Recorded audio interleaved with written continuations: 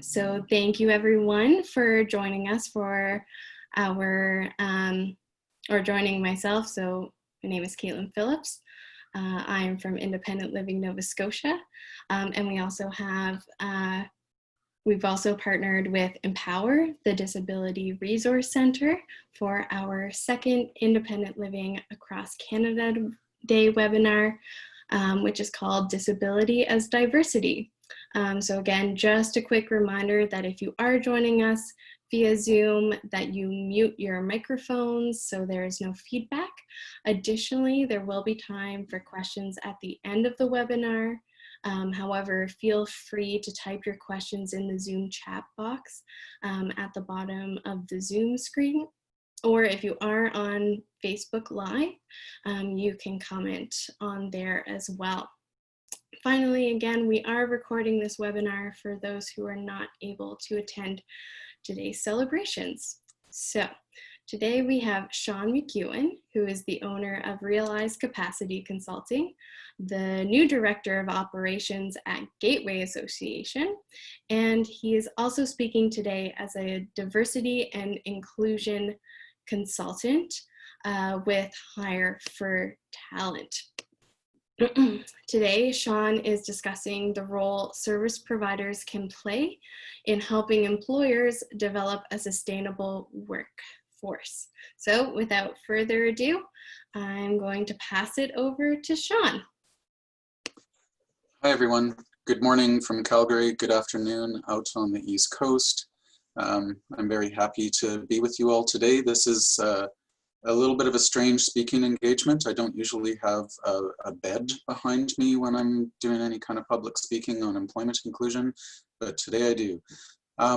The webinar workshop that I'm going to do here today is actually a scaled down version of a workshop that I developed with Hire for Talent. Hire for Talent, for anyone that isn't aware, is a business development organization that has devoted some of its attention to connecting with employers and explaining and providing resources in terms of diversity and inclusion and sustainable workforce development. So I'm going to talk a little bit about that today, about diversity and disability and the really important role that the people we represent and that we as service providers can play in terms of facilitating employment inclusion for the people that we serve and actually serve the Canadian labor market at the same time. So I'm going to start sharing my screen. We're going to be looking at PowerPoints, which is probably more interesting than looking at my head for the next half hour. So let me just go to that PowerPoints. And yeah, feel free to type questions down the side. I'm not sure if I can see that while my screen is up or not, but I will endeavor to respond to questions. And Caitlin, perhaps if you're seeing a lot of questions stack up, just let me know, and maybe we'll move back from the shared screen to answer some of those. Definitely, I will do that, Sean. Thank you. Okay. And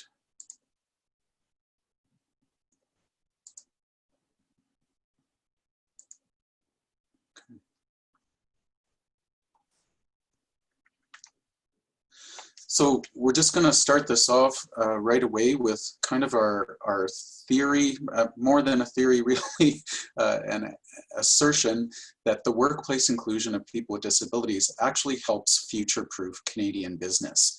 And I think that's really important consideration. There's a lot of social justice kinds of elements and community development elements that drive us as professionals in our work.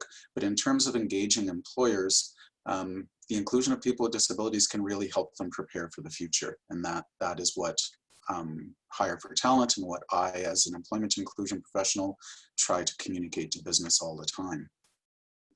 So let's start with why do diversity and inclusion matter? The sustainable workforce development element of it is really critical to help businesses survive and be resilient. positive workplace culture and performance. Attracting new talent is a really important element of why diversity and inclusion matters. And of course, enhancing company brand. So the diversity of customers increases and people recognize the business as actually having something of a soul. The reason we want to talk about sustainable workforce development is because over 25% of Canada's workforce is going to disappear over the next 15 years. And that's going to leave a pretty gaping hole in our economy and our workforce if we don't start to figure out ways to address it now. So it won't solely be addressed by people with disabilities. It will be addressed by youth who are coming up. It will be addressed by immigration and untapped talent pools, Indigenous people. But the diversity and inclusion element all factor into workplace. And we have to ask ourselves, you know, and employers have to ask themselves, in 10 years, who will be the employers of choice as we do enter the future of work?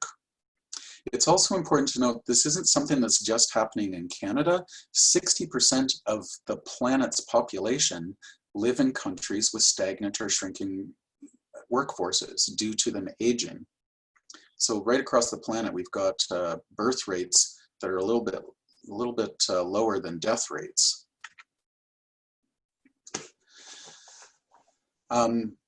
This is just a great demographic slide that kind of spells out both the kind of the business case in terms of people leaving the workforce and a little bit of the social justice case in terms of the disparities between the regular population or the non-disabled population and people with disabilities. There are much higher rates of poverty and unemployment amongst people with disabilities.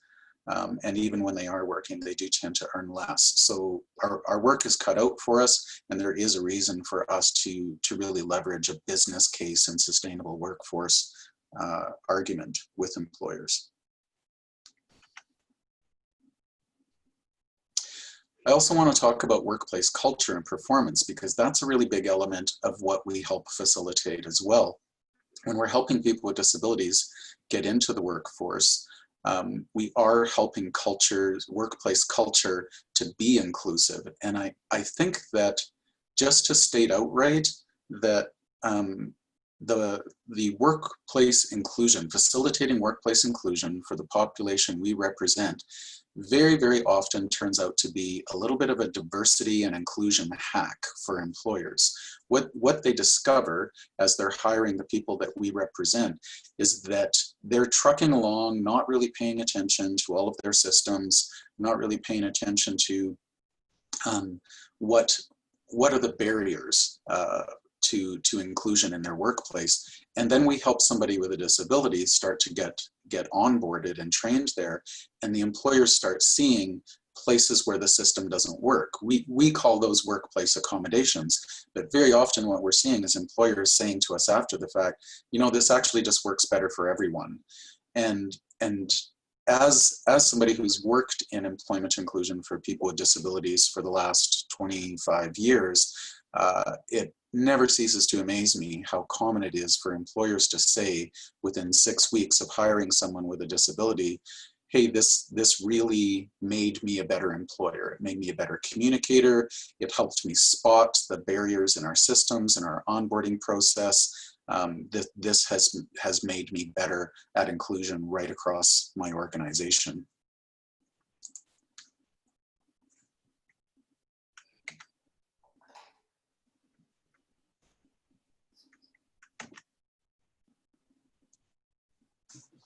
Not sure why my slide is not advancing. There we go. Attracting new talent. That's another big element of diversity and inclusion. Millennials and Gen Z will comprise over 70% of our workforce by 2025. And what we know about that generation is that in general, diversity and inclusion and workplace culture all factor into their job choices.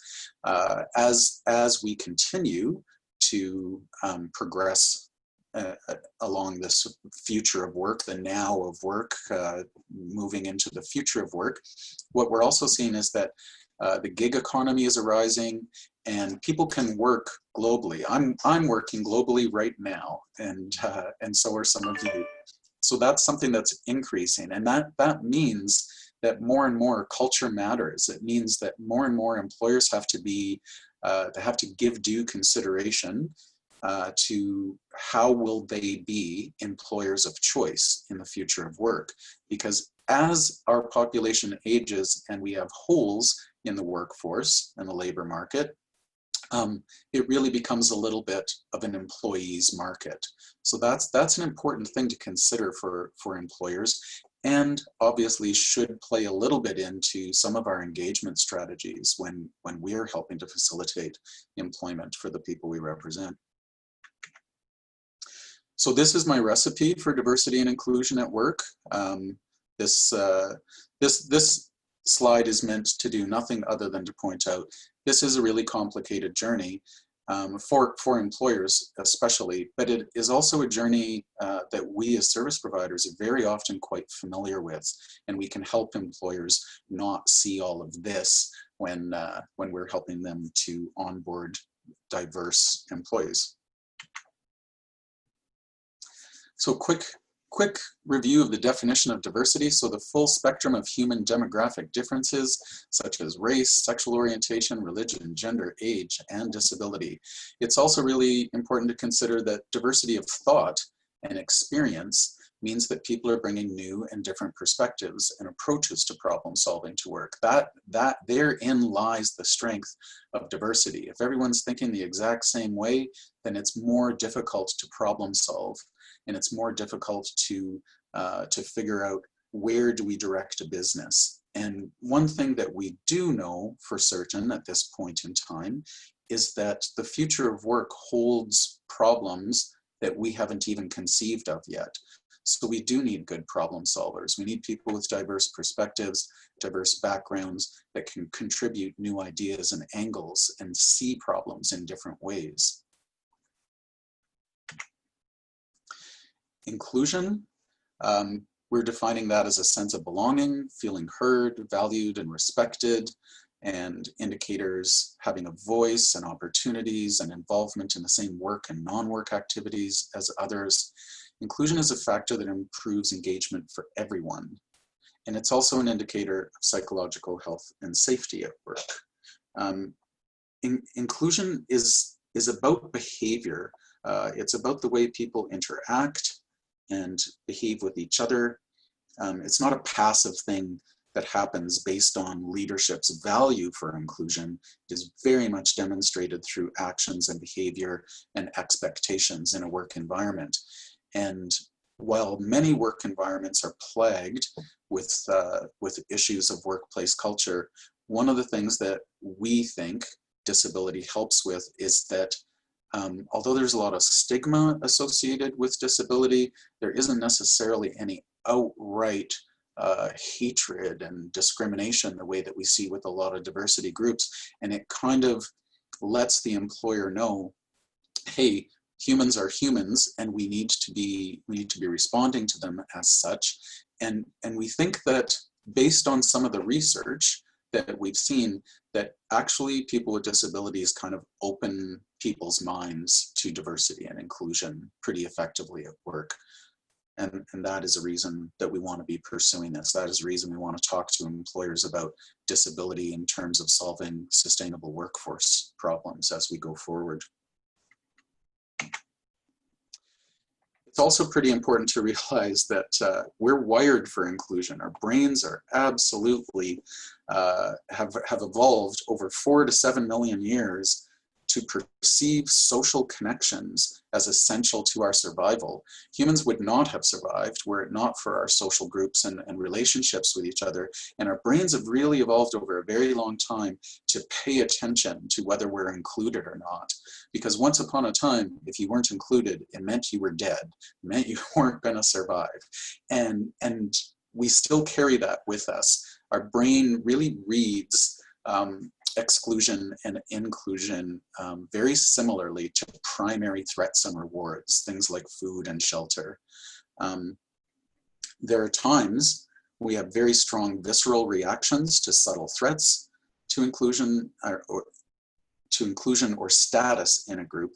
And yeah, for a long time that meant threat to survival. So this is why all of us, inclusion matters to all of us. It's very important. We feel it on a very deep level. All of you know what it feels like when you perceive some sort of subtle slight or being minimized or demeaned in a work environment. We, again, Hire for Talent really thinks that that employers hiring people with disabilities help kind of point that out and almost cure them of those kinds of ills in the workplace. So inclusion is very much universal. It is not something that only matters to a select group of people. It matters to all of us. And there are a lot of work places where we have in groups and out groups, and what you typically see is that the out groups tend to move on. Their value tends to not be recognized, they tend to not contribute as much, and they tend to move on. And that actually costs employers a lot of money. It can cost anywhere from $3,500 to twice the person's annual salary to replace someone. So employers learning how do we do inclusion well is really, really, really critical. Hiring somebody with a disability for the first time takes employers out of their comfort zone and diverts their attention to actions that can include people and support their success. So ideally, that attention and action can become habit. It can create change in a workplace that makes it a more inclusive workplace for every employee that's there right now, and for every employee that may come on in the future. So we're really, as service providers, when we're helping employers to onboard people with disabilities, we are helping them to develop inclusion within their workplace cultures. I want to talk a little bit about growth mindset. There's an organization called Neuro Leadership Institute, and they talk a lot about diversity and inclusion. And when one of them was asked by an interviewer, what's more important, diversity or inclusion, his response was, growth mindset is the most important, because diversity and inclusion don't happen without that occurring first. So growth mindset is simply the belief that you and your colleagues or employees are capable of acquiring and applying new knowledge. You're capable of learning new things and then applying that thing, or applying those new things. You weren't just born knowing everything you need to know, and you're not rigid and static. You're experiencing some degree of growth in what you know and applying that. I think that's very important for both service providers and employers to think about. We as service providers are very kind of attached to a disability advocacy mindset, and we have been for a long time. And there's nothing wrong with that in terms of helping to facilitate increased social justice and community development. But in terms of engaging employers and helping them understand why this matters now more than ever, we need to be exploring this with employers as well. How ready are they to proceed? Do they understand what the future holds for them? And are they ready to make some changes to go into the future of work more prepared than they currently are?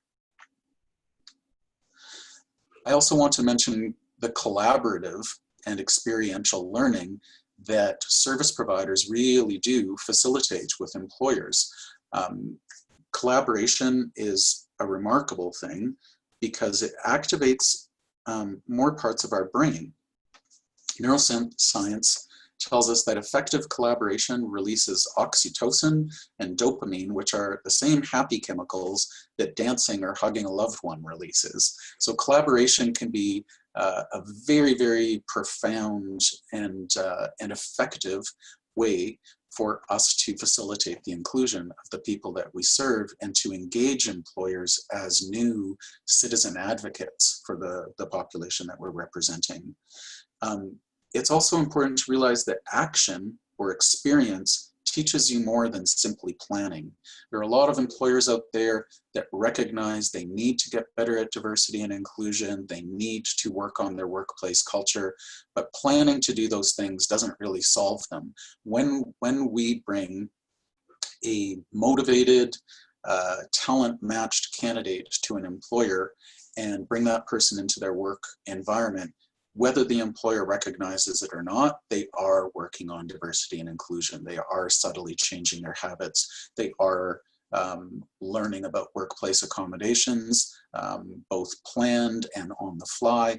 They're becoming more inclusive and accommodating employers. Something as simple as, how do you effectively communicate with a person with a developmental disability who maybe isn't a great communicator themselves? The way that employers learn what we know, how to communicate in plain language to people, will probably serve them 10 times over as they bring on new employees with learning disabilities, with English as a second language. So we really are, through this collaborative and experiential process, working with an employer, building their capacities in many, many ways to have a more sustainable workforce over time.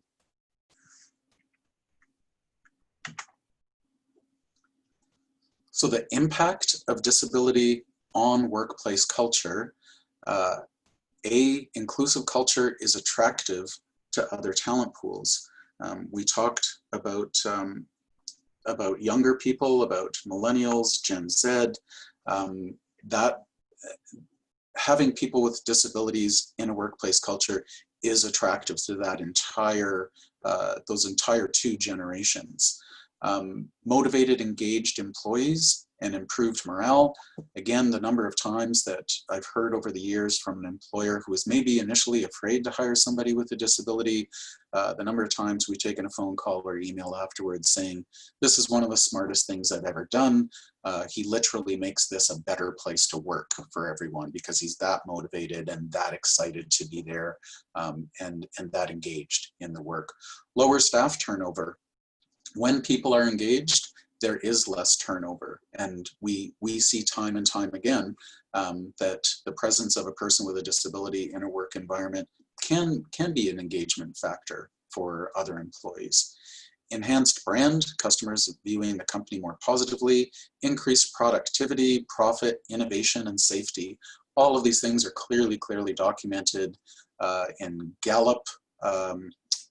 Gallup is, you mostly know them as opinion polls, but they do a lot of work in diversity and inclusion and workplace culture right around the world. Institute for Corporate Prosperity, I4CP, Deloitte, Forbes. There's so many business organizations that have done research in this area and shown definitively that increased productivity, profit, innovation, and safety are factors when employers hire people with disabilities. And also improved cultural competencies. So the number of employers, I think it was almost 50% of employers surveyed that had hired people with intellectual disabilities in the United States they were surveyed by the Institute for Corporate Prosperity, and almost 50% of them said that absolutely definitively hiring a person with a disability had improved their cultural competencies right across their organization.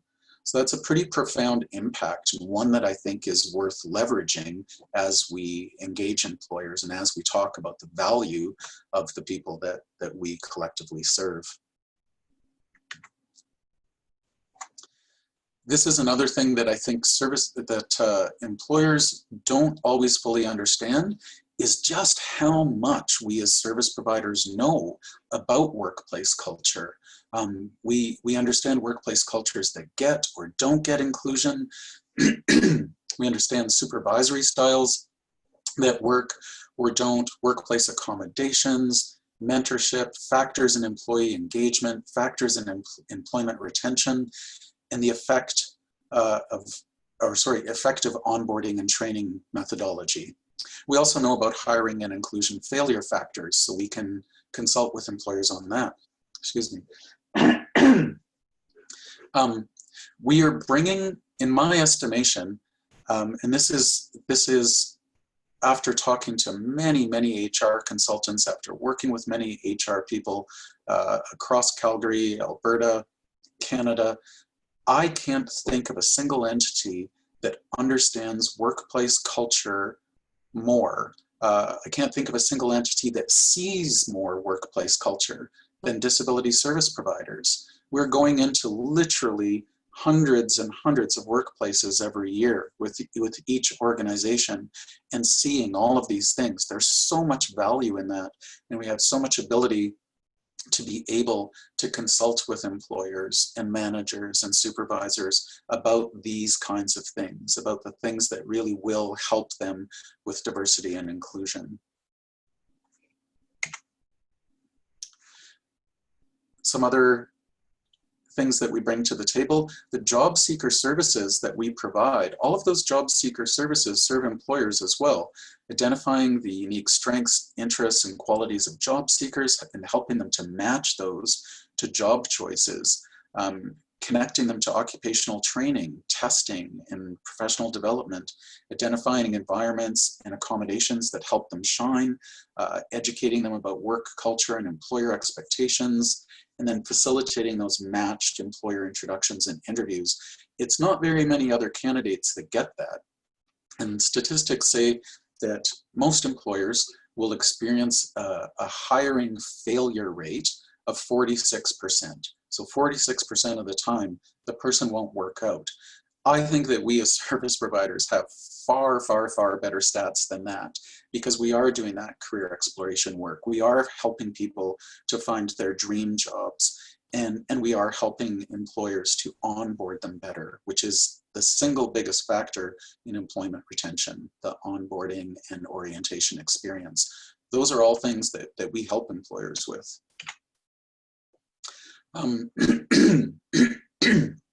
Direct services for employers, talent sourcing and matching, interviewing and onboarding support, designing accommodations and performance improvement plans, enhancing training and orientation. All of these services make service providers an incredible value to employers in terms of designing sustainable workforce strategies, in terms of increasing their diversity and inclusion at work. There's a great opportunity for service providers at this particular point in time to be leveraging our knowledge and our insights and working with employers to help them prepare for what's coming. Gallup does a lot of surveys around the world, and their research into human capital development suggests that these are really important considerations as employers are preparing for the future of work.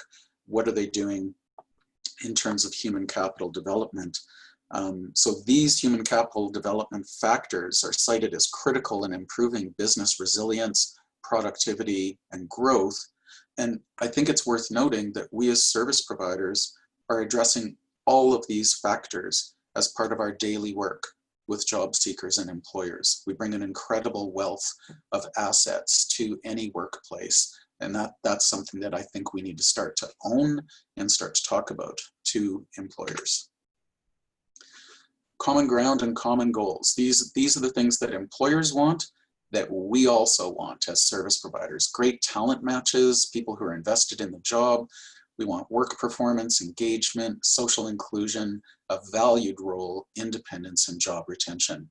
There is no point at which our desires as service providers are not aligned in totality with the desires of an employer. There is a lot of common ground here. One of the things that Hire for Talent is helping to do within their workshops, so they're bringing together service providers and employers in local areas around Canada, so to introduce people that essentially live and work in the same areas, and to explore this conversation together so that we can really see what employers want and need from us, and that employers can see what we are able or not able to do ethically or logistically, and what workplace questions do we have for each other. I believe it is time for a far deeper collaboration and experiential learning between service providers and employers so that we can collectively improve the employment inclusion of the people that we serve. So that's work that Hire for Talent is doing.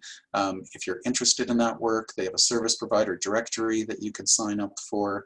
And if you're interested in having a workshop or live webinar with your group and with employers in your area, you should contact Hire for Talent about that.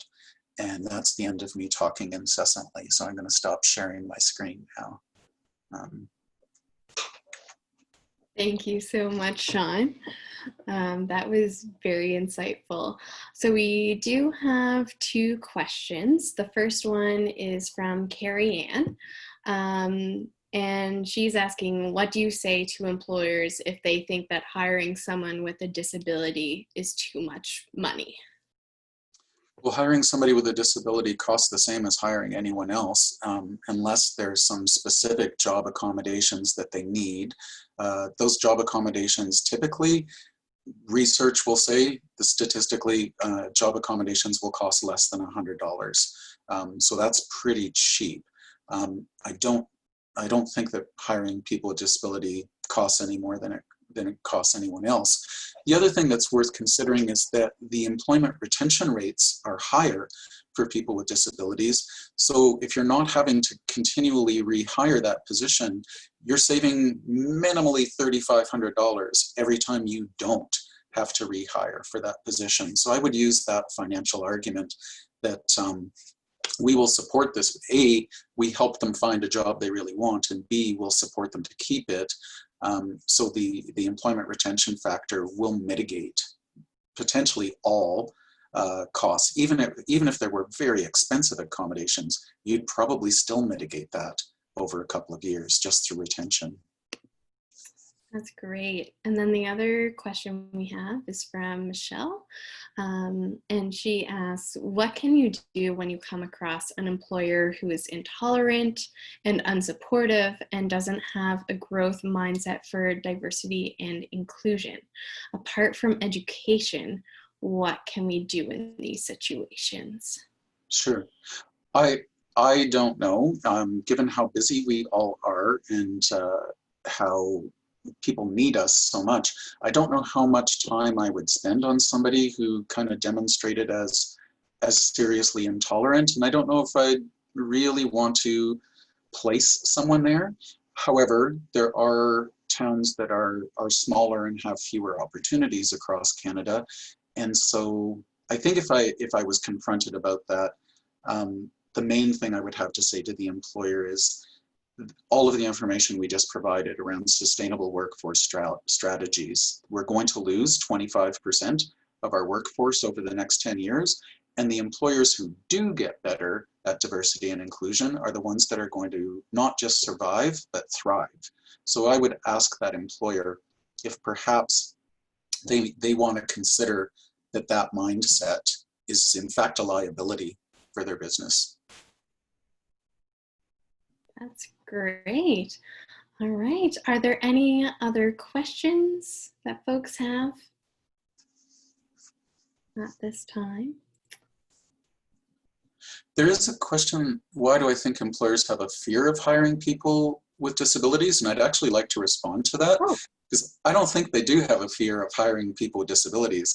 I think they have a fear about their own ability to effectively supervise and mentor somebody that's different from them.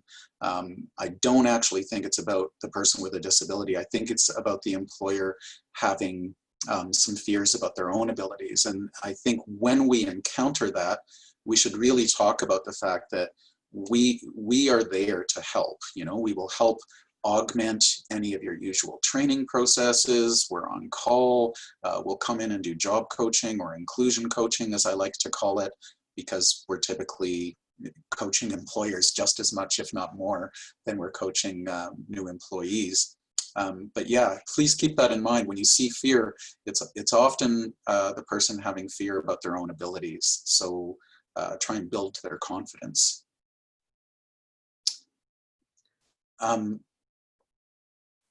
I think that's all the questions.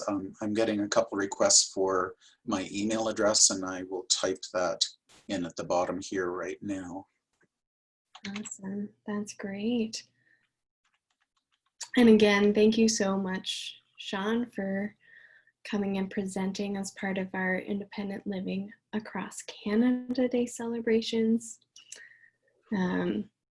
Additionally, I can also add my email address, so if folks don't have time to grab Sean's, then they can email me and I can pass it along to them. And again, thank you so much, Sean, for joining us here today. And we look forward. We have our next webinar it starts at 3 p.m. Nova Scotia time and 3:30 Newfoundland time. And we will have Andrea McEwen joining us. She is the owner of McEwen Law and Mediation. And she will be talking about how the Human Rights and OHS Acts ensure an inclusive and safe workplace. So we will see everybody back at either 3 p.m. Nova Scotia time or 3:30 Newfoundland time. But thanks again for everybody for joining us. Thanks, everyone. Have a great day.